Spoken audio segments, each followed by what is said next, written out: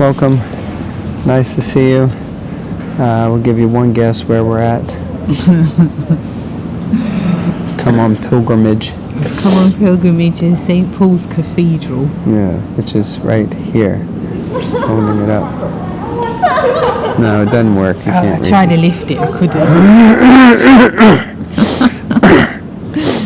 So in St. Paul's Cathedral, well, we're not in it, we're outside it. All right. Canto 3, it's chapter... It's gotten cold again, and you can hear my throat's all messed up. Right. Canto 3, chapter 20, text 17. Yes. The conversation between Maitreya and Vidura. Om Namo Bhagavate Vasudevaya. Om Namo Bhagavate Vasudevaya. Om Namo Bhagavate Vasudevaya. Alright, text 17. When that Supreme Personality of Godhead who is lying on the Garbhodaka ocean entered the... Oh, look! Oh, wasn't that lovely? Yeah, 11. Like 11 one of the longest bells you can get. Totally unplanned. Very nice, isn't it, to hear it? The bells of God. Dong. It's the London Stock Exchange in front of us, by the way. Oh my days.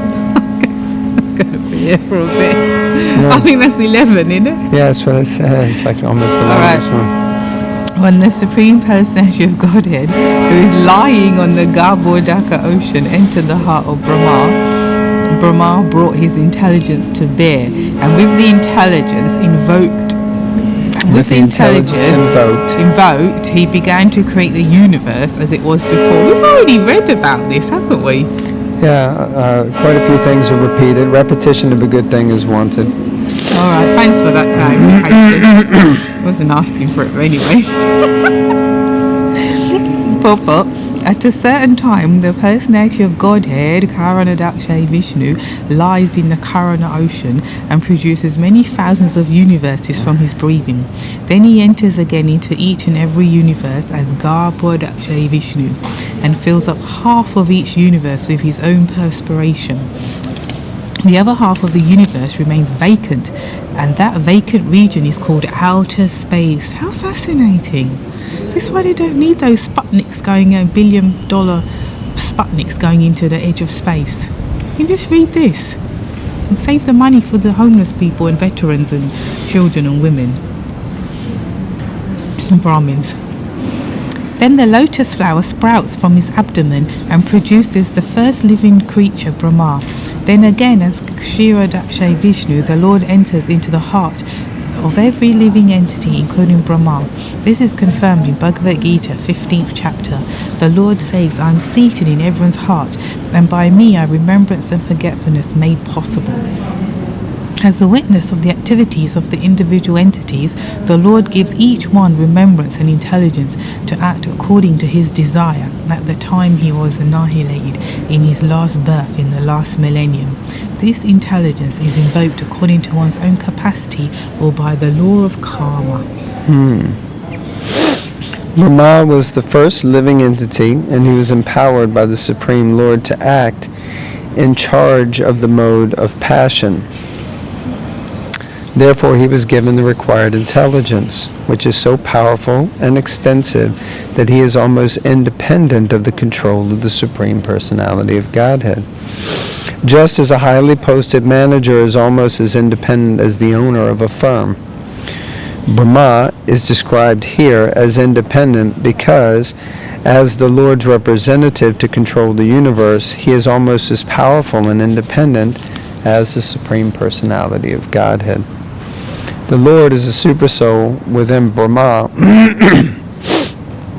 and gave him the intelligence to create. Therefore, the creative power of every living entity is not his own. It is by the grace of the Lord that one can create. There are many scientists and great workers in this material world who have wonderful creative force, but they act and create only according to the direction of the Supreme Lord. A scientist may create many wonderful inventions by the direction of the Lord, but it is not possible for him to overcome the stringent laws of material nature by his intelligence, nor is it possible to acquire such intelligence from the Lord. For the Lord's supremacy would then be hampered. It is stated in this verse that Brahma created the universe as it was before. This means that he created everything by the same name and form as in the previous cosmic manifestation. So even though he's recreating the universe, it's still not new. It's still based on the previous universe that was created and annihilated. So it's not that every time it's new and that, one time things will float upside down or, things will be different. It's all based on the same laws or same template from before. Interesting. Because there is an intelligence and a design and a brain, it's not just spontaneous. There's a purpose, there's management, whatever, No, it's true though. It's not like a primordial soup, as they say. Yeah, it wasn't all by accident. No. It's actually, there's a plan. It's ordained. That's it, ordained. Because in the first paragraph of that purport, at the end, Prabhupada says, this intelligence is invoked according to one's own capacity or by the law of karma. We're picking up from where we left off. It's not just... and that's sometimes harsh or not easy for people to hear because, things happen and we don't understand why they happen in this life. And of course we should be compassionate, but there are events that occurred maybe in the previous life or lifetimes that brought us here to experience things or whatever like that. But I'm not saying we're not therefore compassionate if things happen to someone. Say, that's your karma and you created that. We should act compassionately for sure, but like that. All right, text 18. First of all, Brahma created from his shadow the coverings of ignorance of the conditioned souls. They are 5 in number and are called Tamishra, Anda, Tamishra, Tamas, Moha, and Maha Moha. Purport. The conditioned souls or living entities who come to the material world to enjoy sensual education are covered in the beginning by 5 different conditions. The first condition is a covering of Tamishra or anger. Constitutionally, each and every living entity has minute independence. It is misuse of that minute independence for the conditioned soul to think that he can also enjoy like the Supreme Lord, or to think, why shall I not be a free enjoyer like the Supreme Lord? You better believe it, man. That's what we all want, isn't it? Go ahead. This forgetfulness of his constitutional position is due to anger or envy. The living entity, being eternally a part and parcel of the servitor of the Supreme Lord, can never, by constitution, be an equal enjoyer with the Lord. When he forgets this, however, and tries to be one with him, his condition is called Tamishra. Even in the field of spiritual realization, this Tamishra mentality of the living entity is hard to overcome. In trying to get out of the entanglement of material life, there are many who want to be one with the Supreme. Even in their transcendental activities, this low-grade mentality of Tamishra continues. So what is this Tamishra? Covering, there are different coverings of ignorance. Yeah, it says, when he, the living entity, tries to become one with him, his condition is called Tamishra. Okay. So under Tamishra involves considering death to be the ultimate end. The atheists generally think that the body is the self and that everything is therefore ended with the end of the body.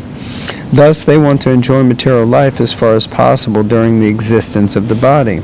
Their theory is, quote, as long as you live, you should live prosperously. Never mind whether you commit all kinds of so-called sins. You must eat sumptuously, beg, borrow, and steal if you think that by stealing and borrowing you are being entangled in the sinful activities for which you will have to pay, then just forget that misconception, because after death, everything is finished. No one is responsible for anything he does during his life. Okay, there you go. That's a very neglectful mentality.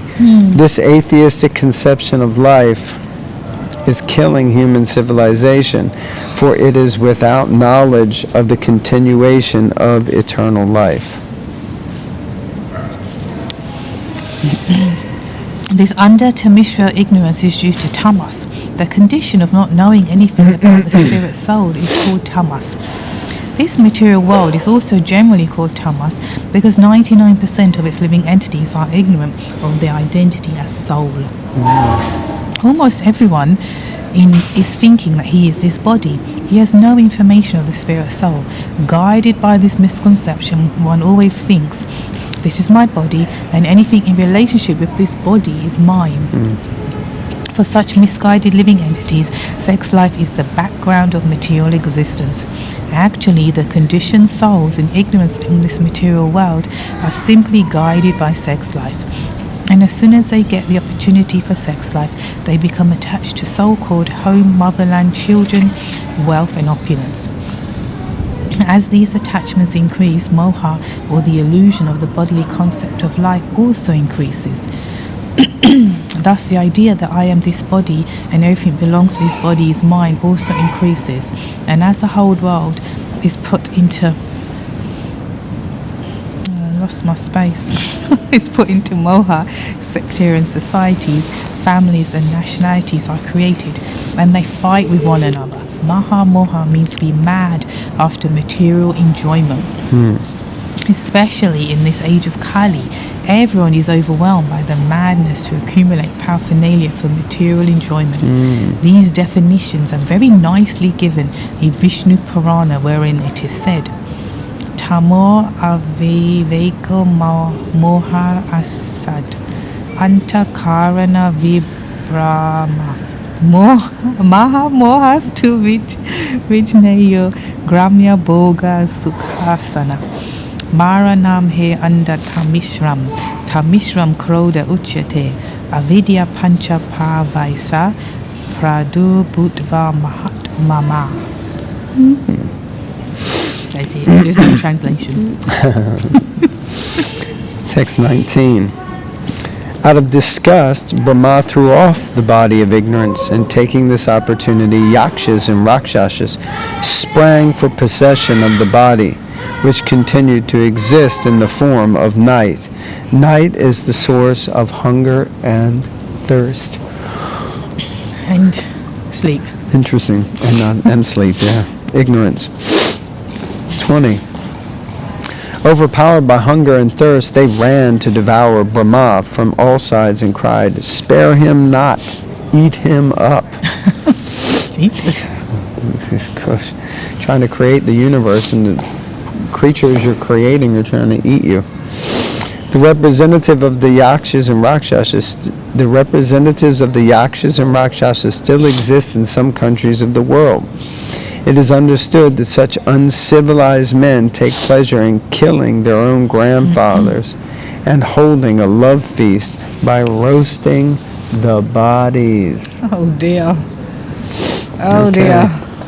Interesting. All right. Well, there is cannibalism, isn't it? Yeah. Tribes and that.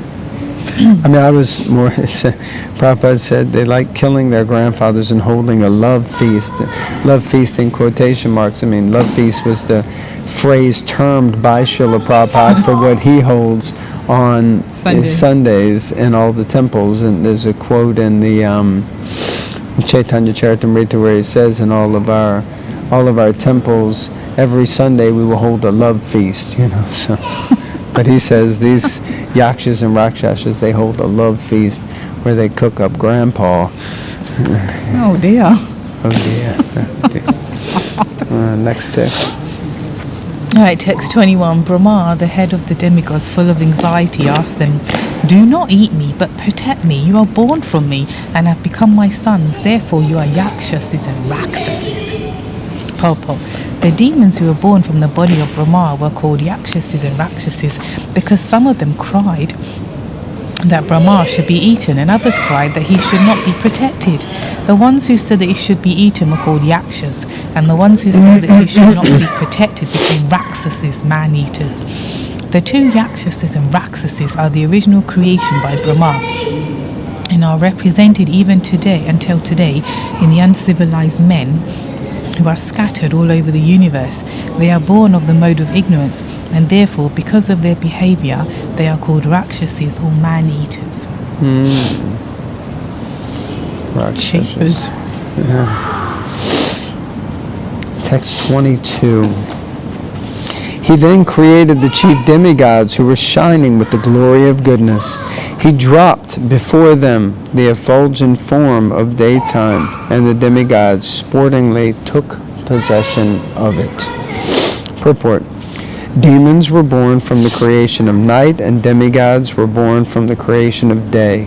In other words, demons like the Yakshas and Rakshasas are born of the quality of ignorance, and demigods are born of the quality of goodness.